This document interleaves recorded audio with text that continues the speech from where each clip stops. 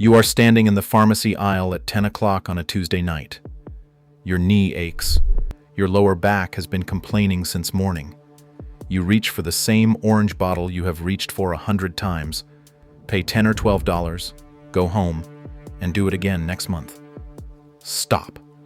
Because within walking distance of nearly every creek, river bottom, and hollow in the Appalachian range, there is a white willow tree, genus Salix, species Salix alba, whose bark has been addressing joint pain and inflammation for longer than aspirin has existed as a word.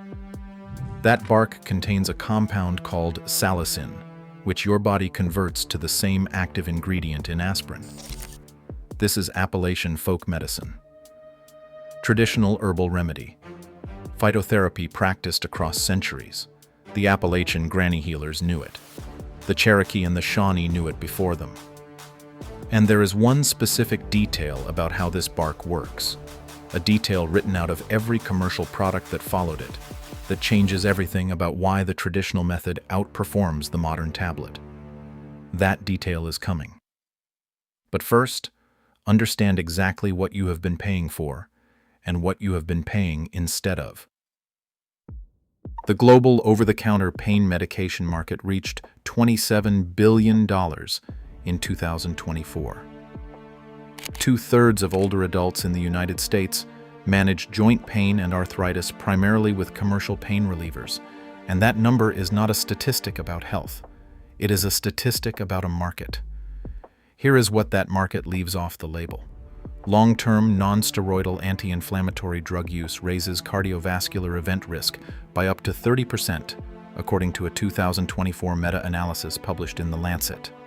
Acetaminophen remains the leading cause of acute liver failure in the United States, with the American Liver Foundation citing 1,600 cases annually, and emergency departments recorded 56,000 acetaminophen-related visits in a single recent year.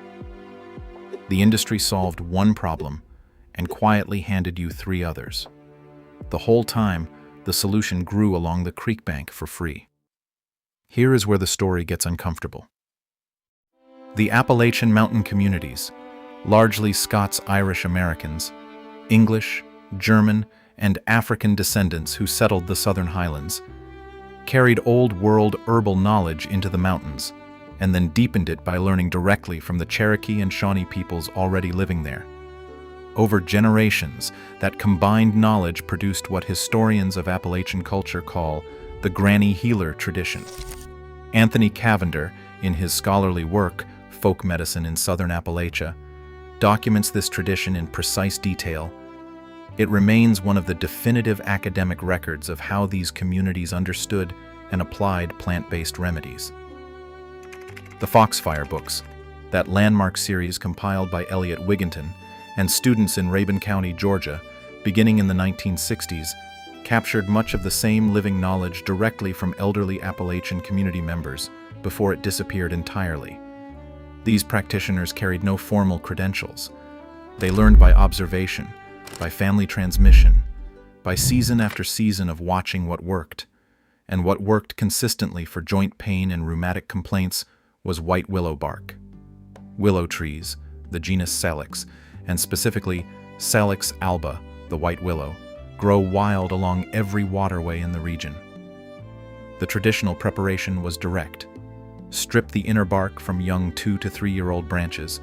Simmer 2 to 3 teaspoons of that dried bark in 8 ounces of water for 20 minutes. Drink up to 3 cups across the day. No pharmacy, no prescription, no recurring monthly expense. By the early 20th century, coal mining operations, railroad expansion, and commercial pharmacies reached deeper into the mountains, and that knowledge began eroding. Younger generations moved toward the new economy. The granny healers aged out without successors, and the tradition's account holds that commercial medicine did not merely grow faster than the old knowledge. It crowded it out entirely, leaving behind a population that had forgotten the creek bank and grown entirely dependent on the orange bottle. Now let me tell you about the mechanism, because this is where the chemistry actually matters. White willow bark contains a compound called salicin, which converts inside the body into salicylic acid. That acid suppresses the production of prostaglandins, the hormone-like compounds responsible for inflammation and joint pain, through the same COX-1 and COX-2 pathway targeted by modern prescription medications. The Bayer company synthesized a derivative of this compound, registered it under the name Aspirin on March 6, 1899, and began distributing tablets to clinics and hospitals. Soluble tablets followed by 1900. The synthetic version spread. The source plant retreated. Here is what the pharmaceutical process removed when it extracted the active compound and put it in a bottle. That answer is coming. And it is the part of this story that nobody in the industry wants discussed. Now, if you are thinking this only applies to someone who owns land along a river bottom, stay with me, because this next part is specifically for you. Dried white willow bark, Salix alba, is available at health food stores and online for between $8 and $15 per 4-ounce bag as of 2025, and that quantity supplies several weeks of daily use. The preparation requires nothing beyond a kitchen pot and water. The same bark can be wild harvested at zero cost from any willow tree growing near a waterway, which includes municipal parks, rural roadsides, and farm pond edges across the entire country. No special equipment, no permits, no need to live in Appalachia. A pot, water, and 20 minutes on a Saturday morning. The named record matters here, and I want to give it to you directly. Francis Densmore, a field researcher and ethnomusicologist with the Smithsonian Institution, spent 3 decades traveling to Ojibwe communities across Minnesota, Wisconsin, and northern Ontario, beginning in 1908. She recorded nearly 200 plants and their traditional uses from practitioners who still carried that knowledge firsthand. And her findings appeared in 1928 as a formal report to the Smithsonian, published by the Bureau of American Ethnology. The document is titled Uses of Plants by the Chippewa Indians. Bark infusions appear in her records specifically for back pain and joint complaints, and that document exists today, housed in university libraries and freely available through the Biodiversity Heritage Library, a digital archive that functions as a primary citation anchor for this entire category of ethnobotanical knowledge. I found it. You can find it. The knowledge was never lost. It was documented, filed, and left to sit while the synthetic version collected market share.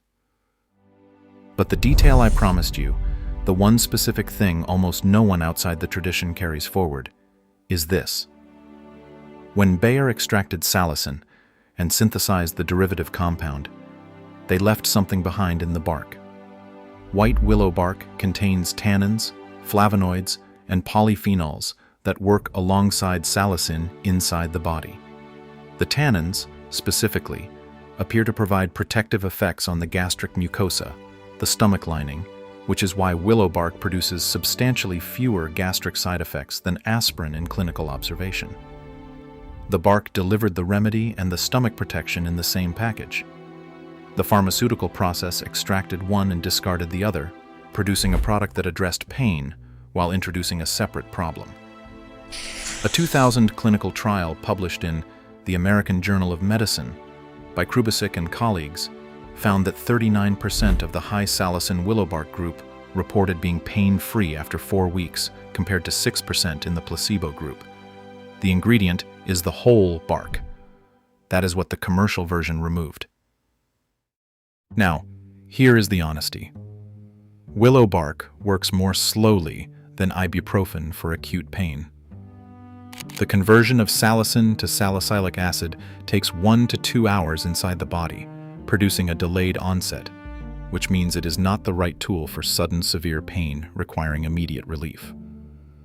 Home decoctions also cannot be standardized to a guaranteed salicin dosage, the way a controlled clinical extract can. Anyone with an aspirin allergy should avoid it entirely. Pregnant women, anyone under 16, and people taking blood thinners need to speak with a healthcare provider before use, because of interaction risks and the risk of Reyes syndrome, a serious condition associated with salicylate use in younger patients. The granny healers knew their patients personally, You need to know your own body. What willow bark offers in return is a duration of 6 to 8 hours per dose, longer than most standard tablets, alongside a stomach protective profile. The synthetic version cannot replicate. That trade deserves to be understood on its own terms. Sumerian clay tablets recorded the pain-relieving properties of willow bark 4,000 years ago. Hippocrates recommended chewing willow bark for fever and pain in the 5th century BCE. The Cherokee refined the practice across centuries before European settlers arrived and learned it from them. The knowledge survived all of that, intact, retreating only when a commercial market made remembering it financially inconvenient for someone else. That is not ancient history. It is an ongoing condition. And the creek bank has not moved. If you are the kind of person who believes that real knowledge has been quietly buried to protect someone else's revenue stream, you already know what to do. The subscribe button is there. Next week, I am covering a forgotten Appalachian preservation method that kept food stable through summer without refrigeration for over a century. There is one preparation step in that method I have only ever found referenced in a single 1930s county extension bulletin from Western North Carolina. Modern preservation guides leave it out entirely, and that omission is why most attempts at this method fail within 3 weeks. Subscribe so you do not miss it. Tell me in the comments what state you are in, and tell me what your grandparents or great-grandparents used for joint pain before the pharmacy aisle existed. That knowledge belongs in the record.